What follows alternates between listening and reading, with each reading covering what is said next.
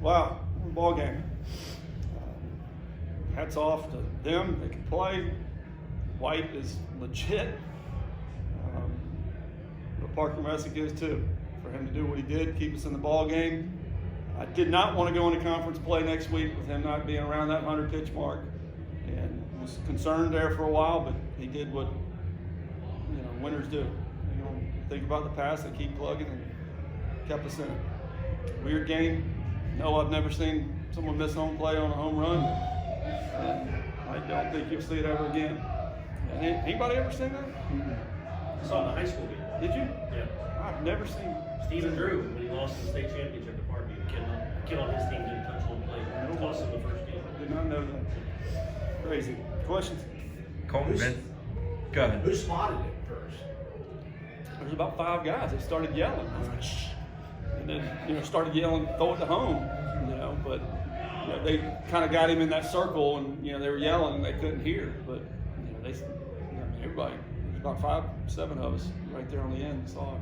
It looked like the rule. Like, what's the rule when it comes to how far can he walk towards the dugout to where one of his teammates might say, "Hey man, I don't know if you touched The home dirt plate." is generally what they use. If you've got a small dirt area, it's up to the umpire can say that's not enough. But the normal dirt area of the home plate. So when you're saying you don't want him to know, right? You guys know that he might miss home plate, right? He didn't have a ball yet. Yeah.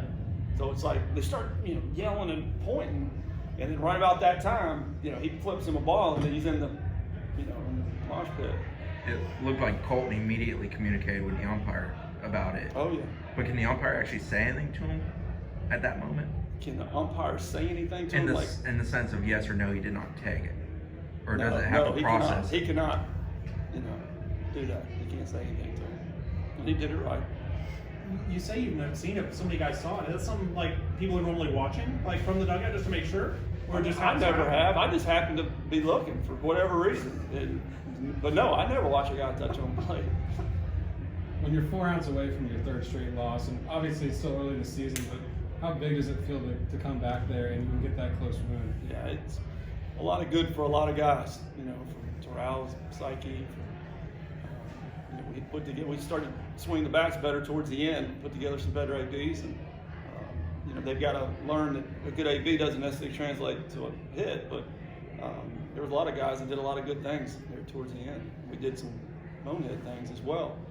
Pitch selection wasn't great, and letting the game come to you, and they did a good job. They brought guys in that had those wipeout sliders that makes it tough. You're always like, why are you swinging at that? Well, when you stand in there, it's not that easy, But we're going to get better at it. The more times they're out there, the more times they see it, the better off it'll be. I think Alex had the 3-0 green light and just missed the pitch before the home run. For him to come back and kind of get the same pitch and execute on that one, what does it say about him? Yeah, he's close. He had a pitch that he took a good pass at, and it was in. He hit it foul, but he didn't, hit it 100 yards foul. So I knew the timing was such that he was going to be better as the game went on, and he's got crazy power, and that's where it's got to be, in the middle of the field. Not something out in front. Got to get him out of that.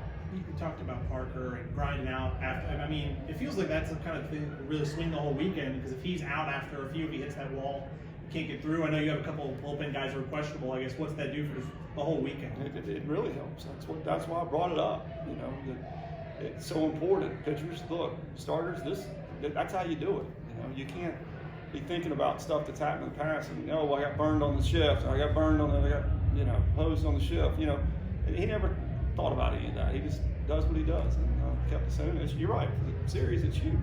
We didn't have to eat up a bunch of guys out of the bullpen and really be taxing situation later on. Tyler made his debut. Did you expect to use him going into tonight, and why him at that moment? He came to me before the game, and he said, "This is the best I've felt." He said, "I was 100% off, at least 90 miles an hour in the cage off the machine. I didn't feel anything. I threw, worked out, and hit. And, once you get to that point, because that's what you have to do the rest of the year, And so I said, we're not going to do anything until you get to that point. And I didn't necessarily want to do it, but, I knew, I guess I did it wrong. I thought we'd get a good AB out of him, and, we did. And, credit to him. He hadn't seen live pitching in 9 months. So that was the plan, is getting through, you know, everything feels good, get through this weekend, get some live stuff, and then go next weekend. But that's over. So that was literally his first live at bat since June, correct? So how touchy is all that? Is it just he's medically cleared and then it's all feel on his part to Yeah. communicate? It's just the full swings, you know, and that's how he hurt in the first place. So that's why I got him off the bases, is if something happens and, you know, he's going to go and dive, and he's not ready for that. So, you know, it is, you know, he's cleared, but it's just a matter of this has got to be done first, because once you throw adrenaline on it, it's going to be a lot worse. And, you know, he said, felt great, and as long, you know, as hard as I could, and, you know, I feel good. So. You've talked about the last couple of weeks about Hauser being back to its normal self, but I feel like tonight was as close as they've been in a long time to being a packed house and Yeah. crucial moments down the stretch. It was, you know, you could feel it, you could sense it. You know, the Hauser mystique, and our fans, absolute hats off to them. They were there, they were loud, they knew when to get going, and you know, it makes it hard on other clubs when you know, fans are really into the game. And ours sure are. I only asked this because he had faced two lefties the last pitcher for them and thrown 6 straight balls to him.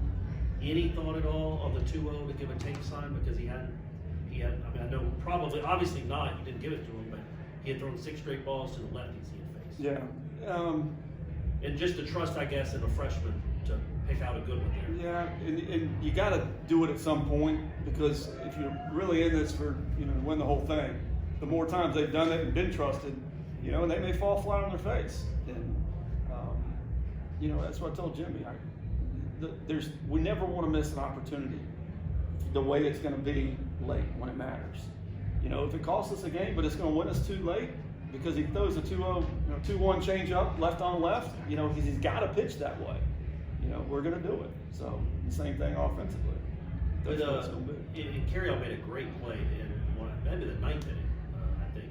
Just that kind of play, that's a game-changing type play, and that's what he's there for, right? Absolutely. You know, and it's hard to find guys that can really, you know, pick it and have foot speed to truly play short and a true arm, you know, an accurate arm, because the pro guys gobble them up. You know, if they get too big, they get too, you know, whatever, they move them somewhere else. You think back on all the guys that have started out as shortstops. You know, it's hard. They're going to take all the ones, and you know, he can legitimately stay at short. Did you feel like Jonah was a bit sharper after the couple of days of rest you guys gave him? Yeah, he didn't know what it was. It's just a weird sensation. And I used to do it. You sleep with your arm up underneath you, you know. And I asked him that. He's like, "Yeah, I do sleep on it." I said, "Well, sleep on your right side and tuck that right arm." And so again, it went away. And that was another one. I wanted to make sure he was absolute 100% fine for 2 days, and he's been that way this week, and he was ready to go. Do you have an idea if any of the other relievers who are kind of been questionable coming the week might be available later? Davis Hare's sick. We were hoping to have him. He's fine. He's ready to go. He's just sick. And, you know, the oblique with Mizzou's going to be a little bit. Those things are a pain. But, you know, who am I leaving out? I got some Joe Charles. We're waiting on a second opinion, and we'll go from there with him. So, there's somebody else, too.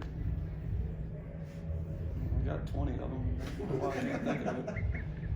Me, how nice was it? You know, you earned the win, but that 3-0 swing, he's about 6 inches away from catching that ball down on the third base line, and then the very next pitch goes 430 feet. Is that something that can, like, just rejuvenate a team, and you were due for some luck like that? Yeah, you know, you're right. We were, and that was pointed out that, you know, getting burned on the shifts, and then some atom balls we hit right at them, and you know, a couple of calls that did go away, but you know, that clear mind and go is got to happen. You got to learn to turn the page and learn from it and move on. But you know, he needed it. No doubt, we needed it. Awesome. Thanks, guys.